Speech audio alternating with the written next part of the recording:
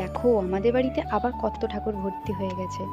সামনেই যেহেতু দোল, তাই রাধাকৃষ্ণের অর্ডার আছে। আর এই মা কালী তুষমাটি হয়ে গেছে। আর তারা মাকে তো আগে দেখিয়েছিলাম তোমাদের।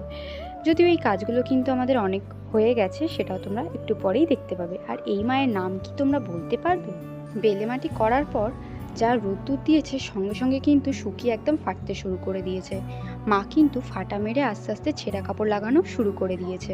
রাধাকৃষ্ণেরও ছেঁড়া কাপড় লাগানো হয়ে গেছে, এবার শুধু চালির কাজ বাকি আর হাতের আঙুলগুলো লাগানো বাকি আছে। এই ঠাকুরটা যাবে দোলের 2 দিন আগে, তাই একটু তাড়াতাড়ি করেই আমাদের কাজ হচ্ছে। আর এখানে দেখতে পাচ্ছ তোমরা, আমার মা কিন্তু ছেঁড়া কাপড় লাগাচ্ছে। যদিও এই কাজটা মা আর বোনই করে, আমাদের ঘরে সবার আলাদা আলাদা ভাবে কাজ ভাগ করা আছে। মায়ের আর বোনের এটাই হচ্ছে কাজ।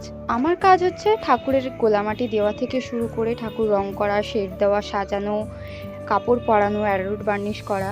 আমি তো খালি ভাবছি যে এই ঠাকুরগুলো আবার কবে আমি রং করব।